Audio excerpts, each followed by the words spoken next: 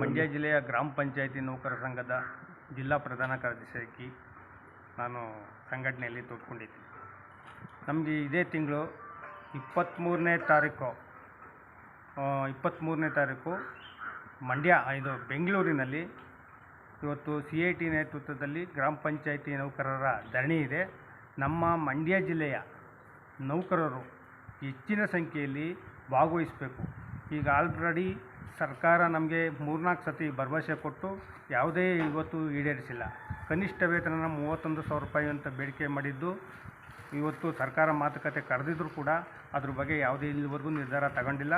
ನಮಗೆ ಇವತ್ತು pension 6,000 declare ಮಾಡ್ತೀವಿ ಅಂತ ಅದಕ್ಕೂ ಕೂಡ ಮಾತುಕತೆ ಎಲ್ಲ ಮಾಡಿದರೂ ಕೂಡ ಸರ್ಕಾರ ಯಾವುದೇ ರೀತಿ ಇನ್ನೂ ಕ್ರಮ ಕೈಗೊಂಡಿಲ್ಲ. ಅದರಿಂದ ನಮ್ಮ ಮಂಡ್ಯ ಜಿಲ್ಲೆಯ ನೌಕರುಗಳು ಹೆಚ್ಚಿನ ಸಂಖ್ಯೆಯಲ್ಲಿ ಬೆಂಗಳೂರಲ್ಲಿ ಫ್ರೀಡಮ್ ಪಾರ್ಕಲ್ಲಿ ಸ್ಟ್ರೈಕ್ ಇರೋದ್ರಿಂದ ಎಲ್ಲರೂ ಭಾಗವಹಿಸಬೇಕು ಅಂತ ತಮ್ಮಲ್ಲಿ ವಿನಂತಿಸಿಕೊಳ್ಳುತ್ತೇನೆ.